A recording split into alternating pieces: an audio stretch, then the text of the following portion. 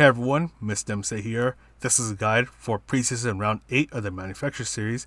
Let's get this started. Use the end of the tarmac on your left as your first braking point. So you'll brake as much as you can in a straight line. Slowly ease off the brakes as you turn in. There's a little dip at the apex that you can use to help the car rotate a bit more and carefully accelerate your way out. Enter a little wide, then just ease off the throttle, carefully start to accelerate, then brake before the green area on the right ends. Bring yourself all the way to the inside, and for this right turn you just want to ease off on the throttle, and you can go a little wide over here. Just don't go too wide, otherwise that will cost you some time. When the track piece on the right ends, you'll use some braking. Bring yourself to the left, then brake before the curb on the left ends, and just be nice and careful with your acceleration as you exit this turn. Stay on the left side, and right after the gray curb on the left starts, you'll want to brake, bring yourself to the inside, and once your car is just about to point away from this white tent, that is when you start to fully accelerate. And once again, just be smooth on the throttle so you don't end up losing control. These turns can be taken at full throttle, just make sure you take advantage of the curbs. Halfway into the tarmac on the right, you'll use some braking power. Just try to get the car rotate as quickly as possible. Use some braking for this turn, and you just want to be very gradual with your acceleration. Otherwise, if you accelerate too early, you'll end up going off track. Go ahead and bring yourself to the right, and you'll brake right before you reach the 100-meter mark. You'll eventually bring yourself down to first gear, and you can definitely take advantage of the curves where the apexes are hanging out at. So you just want to ease off on the brakes as you turn in, briefly accelerate, then just be very careful when you're on the curves. You can go up to second gear for a bit more stability. And finally, use this dry patch of grass on the left as your final braking point. So just brake hard for a moment, then slowly ease off on the brakes, bring yourself to the inside, and carefully accelerate your way out. But that's all for the lap guide. Let's go ahead and quickly talk about the strategies. For this qualifying session, you only have 5 minutes, so you don't have much time to do what you need to do to get prepared for your flying lap. So for this first lap, which will be your out and in lap, you're basically just going to fuel burn just as usual, but you're only going to do it for this first lap. With the fuel multiplier at ×2, you're not going to be able to burn off too much fuel.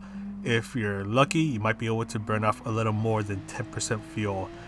And you're going to also go to the pit stop at the end of this first lap.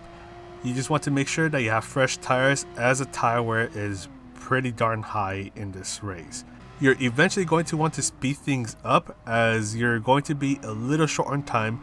So you want to give yourself just enough time to do the pit stop, get a new set of racing soft tires, complete your second out lap, and then start your third lap, which will be your flying lap. And since I have a bit of extra time to work with, I'm going to go through this out lap faster than usual, but at the same time I want to make sure I preserve my tires, so I don't want to use too much steering input. I don't want to be too harsh on the brakes, so at some points I'm just going to let the car cruise so that way it doesn't put too much stress on the car.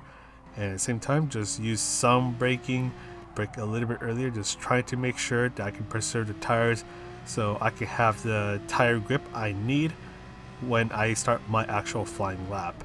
And you also want to look for someone that you can follow, as the slipstream will help you get a better time. In this case, I'm actually going to be that friend that's going to give the car behind me the slipstream, so he's going to eventually end up getting a better time than I will be without the slipstream. So we're going to skip on over to the start of the third lap, which is my flying lap. And as you see here, I have about 16 seconds left before the first countdown ends. So when the second countdown starts, I'll have enough time to be able to complete this lap. And once again, the car behind me is just following along, just trying to get all that slipstream so he can go faster throughout this lap. So the second countdown started, and we're just going to go through this lap, skip on over to the end of this flying lap, and we're going to see what time we both end up getting. So I get a 155.2 and the car behind me actually gets a 154.5. So once again, that slipstream is going to help you get a faster qualifying time. So you want to look for someone that you can get that slipstream out of. Just make sure you maintain that gap, so if they make a small mistake, you don't end up getting too close to them, which will end up hurting your own qualifying time. So to sum things up, you fuel burn your first lap, then eventually speed up to go to the pit stop, get new tires, then complete the second lap as fast as you can while making sure you don't stress out the tires too much. Then your third lap will be your flying lap. For this race, you don't have to worry about the fuel, but you do have to worry about the tires. With the tire wear rate at times 11, it's actually pretty high for this track. So at least for the Porsche 911 RSR, your racing soft tires will last about 4 laps, racing medium tires will last about 5 laps, and racing hard tires, they'll last a long time, but you want to try to use them for the least amount of time as possible. In a moment, I'll show the chart, but first I just want to show the pit stop sequence and how much time you lose throughout the entire pit stop. So we're just going to go on in, and there's going to be a short delay between the time your car stops and when your pit crew actually starts changing your tires. So there's that short little delay right there.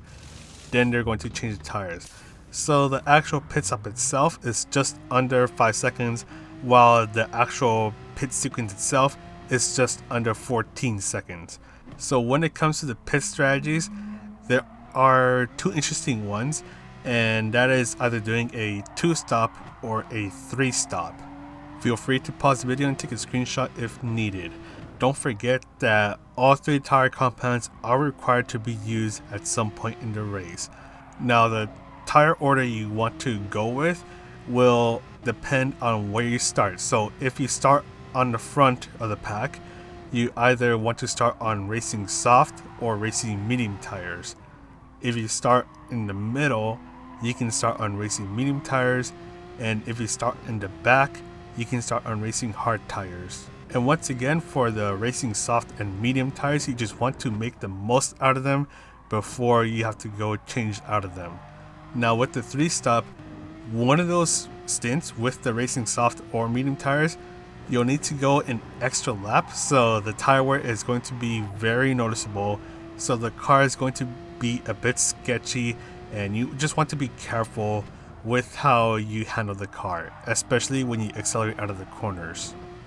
But the total times for both 2-stop and 3-stop are almost within the same ballpark, so it's going to be very interesting to see how each strategy actually plays out in the race, because both strategies will most likely have to deal with traffic when you're coming out of the pit stop, and then also just have to deal with cars on different strategies who might be later in their stints, so they might be a little harder to try to get around because they might be trying to defend the position while the tires are pretty worn out.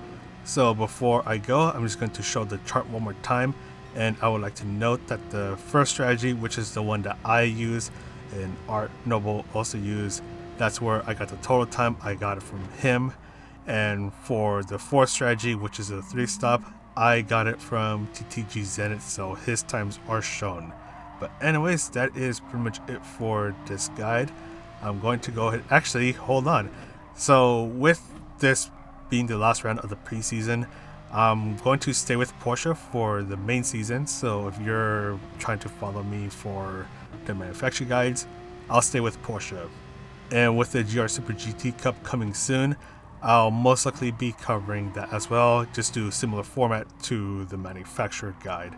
And also I'd like to say sorry for the very late upload. I just had some stuff happen, but things are better now. But anyways, that's all for the guide, so I'm going to sign off now. So this is Mr. MCA, wishing you a good race, and I'll see you in the next video.